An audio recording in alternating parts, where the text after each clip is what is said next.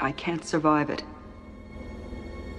But the one inside of me can generate thousands more. It has to die.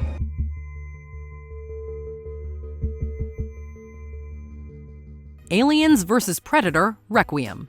Alien and Predator are two legendarily beloved sci-fi classics, but mixing their flavors together left a bitter aftertaste. Wait a second, we're gonna be covered in This sequel to Alien vs. Predator aspires to beef up the Alien vs. titular baddies with more numbers and a Predator-Alien hybrid. Unfortunately, the story mostly revolves around a small town and some dim-witted high school teens. I couldn't decide on which suit I wanted to wear, so... It plays like a tired slasher flick, with the recognizable extraterrestrials just tacked on for brand recognition. To its credit, there are a few genuinely surprising deaths and breaks in the formula. And the final showdown against the Pred alien does try to honor the spirit of its predecessors, albeit unsuccessfully. But we must be critical of the franchises we love, and even the well-intentioned installments can turn out as duds. Number 8, Alien Resurrection. She'll breed. You'll die. Everyone in the company will die. However you might compare Alien Resurrection to its brothers and sisters, it's certainly different. Taking place 200 years after the events of Alien 3, Resurrection sees Ellen Ripley cloned back to life, along with the xenomorph parasite that she had carried. She battles her familiar adversary alongside a rugged band of hired guns, who provide some unevenly tempered but welcomed personalities. The hell are you?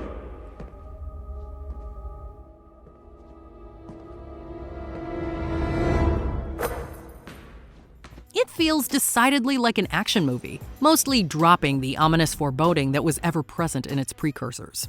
It's intriguing to see Ripley's ambiguous moral transformation, but some other eccentricities in Joss Whedon's screenplay are just too weird.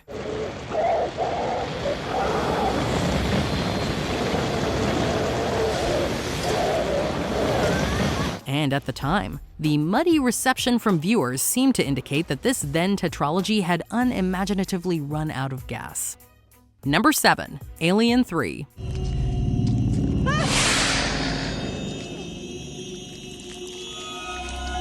Brainstorming the third chapter of the Alien legacy was plagued with indecision. Producers juggled several writers and troubled story concepts, eventually settling on a remote prison for the scenario and a rookie director named David Fincher. Aliens fan favorites Hicks and Newt were immediately killed off in the opening act, and the movie's stagnant plot and recycled fear factor failed to impress audiences. Its aesthetic and visual effects were praised, along with Sigourney Weaver's reliably fierce performance as Ripley. I can't survive it. But the one inside of me can generate thousands more. It has to die. So somebody's got to kill me. An extended cut was later released, providing greater character depth for the prisoners and more effectively suspenseful buildup. But it's ultimately just a glimpse into what could have been. Alien 3 remains a lackluster episode that even Fincher himself has since disowned. What are you doing?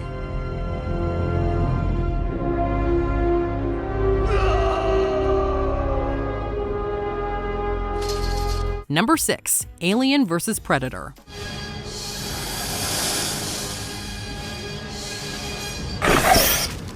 What started as a comic and a video game would eventually chest-burst its way to a theater near you.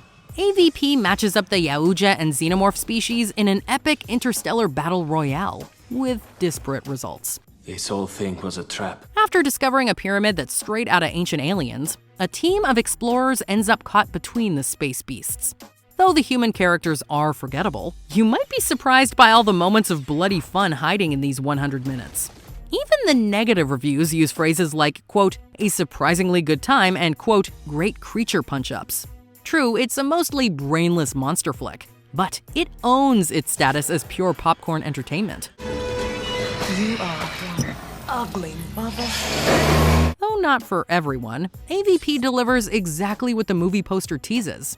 Whose side are you on? Number 5, Alien Covenant. Prometheus opened the door to a prequel verse, but people were left wondering, where are the aliens? Seemingly in response, Covenant's plot further explains how the xenomorphs came to be, and it reveals the fate of its forerunners' final survivors. The pathogen didn't accidentally deploy when you were landing. You released it, yes? I was not made to serve. In search of a new planet to establish a colony of human life, the eponymous ship Covenant stumbles across David, Prometheus's dangerously curious android. David has his own ideas about what type of life he wants to promote. Breathe on the nostrils of a horse, and he'll be yours for life. But you have to get close. You have to earn its respect. The sharp screenplay learned from Alien's expert writing, including subtly complex people with multi-layered points of view. It doses out just the right balance of philosophy, thrills, scares, and gore. Look on my works, ye mighty, and despair. Ridley Scott claims he's not finished with his alien mythology, and we are ready for more. Number 4, Prometheus. Why do you think your people made me? We made you because we could. Can you imagine how disappointing it would be for you to hear the same thing from your creator? As Alien fans may have wondered about the origins of the xenomorphs, the scientists in Prometheus speculate about the origins of man. Director Ridley Scott returns to the fictional world that he birthed, where 20th century astronauts follow prehistoric clues to a significant extraterrestrial moon. Once there, they uncover nightmarish biological weapons and learn that our possible creators didn't like us very much. I need to know why. What did we do wrong? Why do you hate us? Critical response was on the upswing, as moviegoers appreciated the series' return to form with artistic design and expertly paced storytelling. Others quickly pointed out its debatably unintelligent characters and were unsatisfied with its mound of unanswered questions. For better or worse, Prometheus respects the franchise's flagship chapter and bravely dares its watchers to ponder, even if they never arrive at an easy conclusion.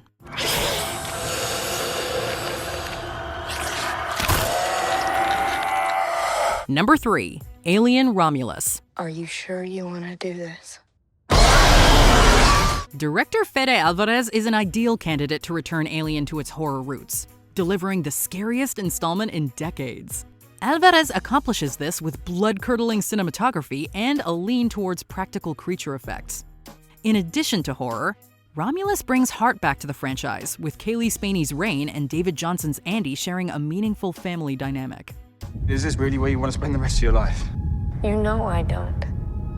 The film revisits several other hallmarks while improving upon a few ideas that could have been better fleshed out in past films. Let's just say the final act of this film is everything that Alien Resurrection should have been. Despite being a middle chapter that bridges Alien and Aliens, Romulus works well as a standalone entry that's accessible to newcomers while giving longtime fans what they want. Open the door, come on! Run. Number 2, Alien. Wait a minute, there's movement. Seems to have life. Organic life. The thinking man's horror movie, Alien has a simple premise that sees the crew of spaceship Nostromo discover a violent extraterrestrial predator that gestates inside of living hosts. As it preys, the elusive specter simultaneously morphs into the movie's antagonist, a shape-shifting sculpture of metaphorical imagery and a chilling allegory for unknown terror. The quiet pacing masterfully builds a sense of dread and lets the audience become acquainted with the ship's doomed souls, who each believably speak with a unique voice. We'll go step by step and cut off every bulkhead and every vent until we have it cornered, and then we'll blow it the out into space. Is that acceptable to you? It means killing it. Acceptable to me. Obviously it means killing it. But we have to stick together. Discussions of the film's cinematic relevance seem to be as immortal as H.R. Giger's brilliant monster design. Forever studied, often parodied, but never duplicated, Alien stands as a Ridley Scott masterpiece and one of the great sci-fi horror movies of all time. You admire it.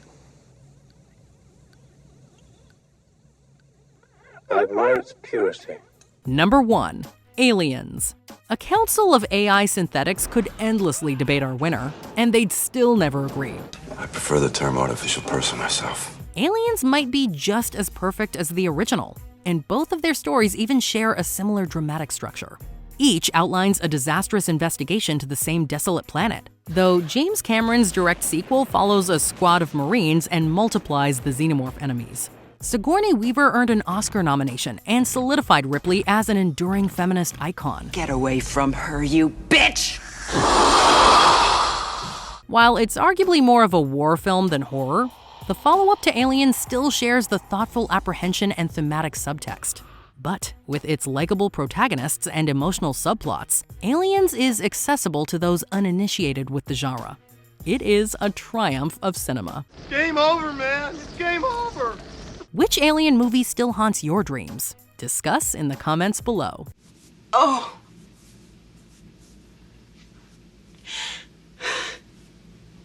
Did you enjoy this video? Check out these other clips from WatchMojo, and be sure to subscribe and ring the bell to be notified about our latest videos.